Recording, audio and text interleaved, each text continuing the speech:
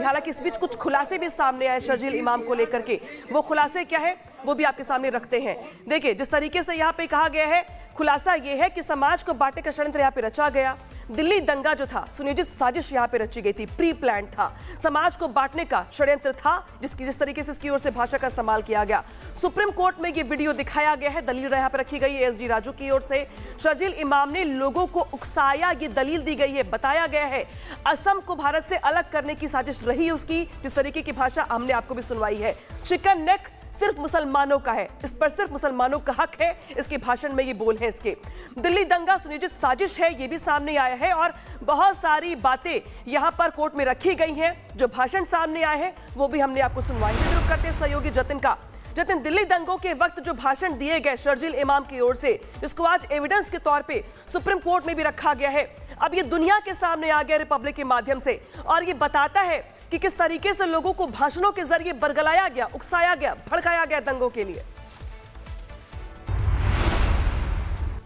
बिल्कुल, देखिए, और यही सब वो सबूत है जिस पर हम लगातार चर्चा भी करते रहे और वो अपने दर्शकों तक पहुंचाते भी रहे। रिपब्लिक मीडिया नेटवर्क ही वो नेटवर्क था जो शर्जील इमाम के इन वीडियो को मुखरता से दिखा रहा था और ये बताने की हमारी कोशिश थी कि कैसे दिल्ली के दंगों को एक कॉन्स्पिरेसी और एक साजिश के चलते अंजाम दिया गया। ये वीडियो जब आप शर्जील इमाम की सुन रहे हैं, उसमें बहुत साफ वो बोलता हुआ नजर आ रहा है और भड़काऊ बातें, तकरीरें देता हुआ नजर आ रहा है कि अगर आप मवाद सड़कों पर डाल देंगे, इतना टाइम उन्हें लग जाए कि कोई हटा ना पाए, कैसे नॉर्थ ईस्ट को भारत से अलग किया जाए, कैसे 5 लाख लोगों का जो एक फाउंडेशन है वो तैयार किया जाए, उसके बाद नॉर्थ ईस्ट को भारत से अलग करने की जो उसकी पूरी कॉन्स्पिरेसी थी, ये वो बातें थी जो लगातार वो अपनी यूनिवर्सिटी के माध्यम से, अपने सोशल मीडिया पेजेस के माध्यम से, प्रोटेस्ट जहां पर होता था वहां पर पहुंचकर लोगों को भड़काने का काम और भारत सरकार के विरुद्ध जो तमाम ये बातें हैं वो करता हुआ नजर आ रहा था। लेकिन इससे पहले चिकन नेक को लेकर जो शर्जील इमाम के तमाम स्टेटमेंट हम सुना करते थे, हम पढ़ते थे कि वो इस तरीके से बोलता था और कोर्ट में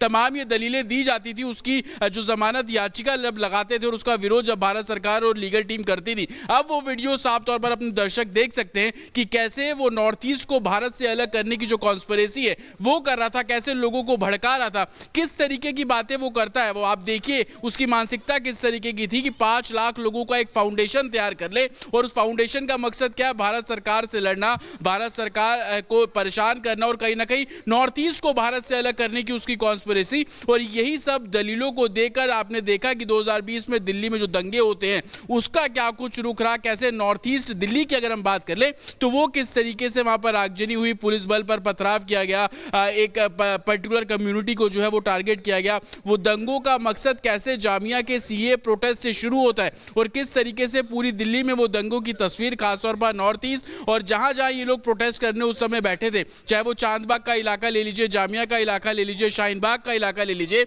लेकिन शर्जील इमाम की ये तकरीरें अपने आप में बयां करने के लिए काफी है और ये वो सबूत है जिसको लेकर अमूमन चर्चाएं की जाती थी, क्योंकि बार बार शर्जील इमाम और उसके गैंग से जुड़े लोगों को जमानत याचिका डाली जाती थी अलग अलग ग्राउंड पर। कभी मेडिकल का हवाला दिया जाता था तो कभी परिवार वालों का हवाला दिया जाता था। लेकिन ये सोच देश के लिए कितनी खतरनाक है वो स्टेटमेंट से आप साफ तौर पर समझ सकते हैं। जो शख्स ये बोले कि सड़कों पर इतना मवाद डाल दो कि उसको हटाने में कई साल लग जाए और हम अपने मंसूबों को पूरा करने में उस समय में कामयाब हो जाए, उस शख्स की सोच किस तरीके से रह रही है, वो शख्स की सोच किस तरीके की रही, और अगर इस शख्स को जमानत दी जाती है और वो बाहर आएगा फिर इस तरीके की तकरीरों और भड़काऊ भाषण देगा तो समाज किस दिशा में जाएगा, ये अपने आप में बड़ा सवाल है। और यही कारण है कि सुप्रीम कोर्ट में बतौर सबूत जानकारी आप साझा कर रहे हैं, साथ ही बहुत गंभीर ये मुद्दा, क्योंकि जिस तरीके से उसकी ओर से 5 लाख लोगों को इकट्ठा करने की बात कही गई, चिकन नेक पर सिर्फ मुस्लिमों का हक कहने की बातें कही गई और अलग अलग जगहों पे जितने भी इसकी ओर से भाषण दिए गए कुछ ऐसे ही शब्दों का इस्तेमाल किया गया जो समाज को बांटने वाले हैं। एक बार फिर सुनवाते हैं आपको उसके तमाम भाषण जो आज चर्चा का विषय बने हुए हैं। पहले भी शायद कर चुका हूँ। 5 लाख लोग हमारे पास हो ऑर्गेनाइज्ड तो हम हिंदुस्तान और नॉर्थ ईस्ट को परमानेंटली कट कर सकते हैं। परमानेंटली नहीं तो कम से कम 1 आध महीने के लिए तो कट कर ही सकते हैं। मतलब इतना मवाद डालो पटरियों पर, रोड पे, उनको हटाने में 1 महीना लगे, ठीक ही नहीं। यहाँ एयरफोर्स से असम को काटना हमारी जिम्मेदारी है। असम और इंडिया कट के अलग हो जाए फौज के लिए, और जितने भी जो भी यहाँ से सप्लाई जा रहा है बंद करो। और वो बंद कर सकते हैं क्योंकि चिकन नेक्स मुसलमानों का है, वो जो इलाका है मुस्लिम नई चीज़ें हैं। जैसे बीजेपी को फुल मेजोरिटी मिली तो कश्मीर का मसला आया, ट्रिपल तलाक का मसला आया, अयोध्या बाबरी का मसला आया, और अब जो है CAA NRC का मसला आया, और अब CA। तो सुना आपने वो भड़काऊ भाषण, वो भड़काऊ बातें जिसमें कहा जा रहा है कि असम को काटना हमारी जिम्मेदारी है, चिकन नेक पर सिर्फ मुस्लिमों का हक है, नॉर्थ ईस्ट को हम अलग कर देंगे, 5 लाख लोगों को इकट्ठा करने की बातें यहाँ पे कही जा रही हैं। हमारे साथ जुड़ गए हैं VHP नेता विनोद बंसल जी। विनोद बंसल जी, ये जो वीडियोस सुन रहे होंगे, आप भी टीवी स्क्रीन पर अपने देख रहे होंगे, हम लगातार दिखा रहे हैं दर्शकों को, ये बताते हैं कि शर्जील इमाम के मंसूबे क्या थे, किस तरीके से नॉर्थ ईस्ट को अलग करने की बातें कही जा रही हैं, देश से काटने की बातें कही जा रही हैं, 5 लाख लोगों को इकट्ठा करने की बातें कही जा रही है, और ये वाकई में चिंता पैदा करने वाला है नौजवानों के बीच इस तरीके का भाषण। निसंदेह देखिए, ये तो भारत के लिए, भारत में रहने वाले वो दुश्मन है जिनको के आइडेंटिफाई करना बड़ा मुश्किल था, जो आप जैसे एक सतर्क मीडिया चैनल ने और प्लस हमारे देश की अलर्ट सुरक्षा एजेंसीज ने कम से कम इन सब चीजों को नैप कर दिया, और ये समय रहते ही सबके पब्लिक पटल पर आ गए। और अब देखिए किस तरह से जो है ये जो इतने सारे इमाम जो है, जाने दुनिया के अंदर कितने हैं, भारत के अंदर खासकर जो है ना, भारत और भारत के अंदर जो है रहने वाले ये वो जहरीले सांप हैं जिनका फन कुचलना बहुत जरूरी है। और मजे की बात यह है कि देखिए ये सिर्फ एक शर्जील नहीं है, ऐसे कई सारे जो है इसके जो अलंबरदार, इनके जो लीगल और फाइनेंशियल देने वाले, एड देने वाले, और साथ साथ जो वैचारिक बुद्धिजीवी हैं, वो सब इनको सपोर्ट करते हैं, बेचारा बताते हैं, छोटा बताते हैं, कहते हैं वही तो स्टूडेंट है, क्या फर्क पड़ना है। आप देखिए किस तरह से इसने जो है ना दिल्ली को, देश की राजधानी दिल्ली को जलाने की, खत्म करने की कोशिश की थी, किस तरह से सुनियोजित षड्यंत्र के तहत जो है ना हिंदुओं पर हमले किए गए थे, और किस प्रकार से जो है ऐसे जो ये आतंकवादी मानसिकता के लोग जो है एक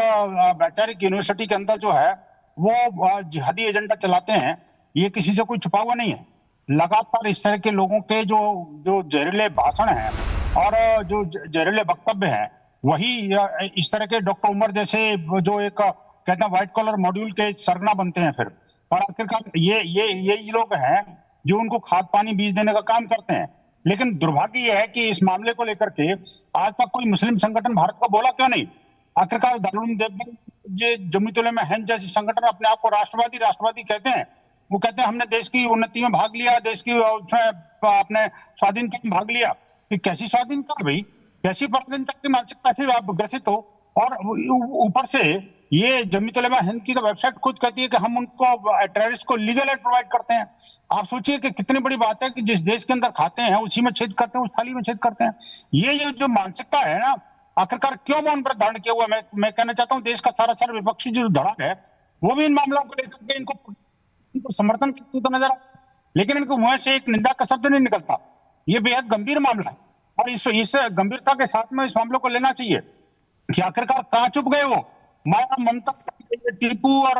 राहुल, प्रियंका और वो सब चीजें क्यों नहीं बोलते ऐसे इस्लामिक जिहादी फोर्सेस के खिलाफ। और आखिरकार कौन है जो भारत के यूथ के अंदर इस तरह का जहर बो रहा है और उनको जो भारत के विरुद्ध खड़ा, भारत में रहकर जिस माँ धरती का,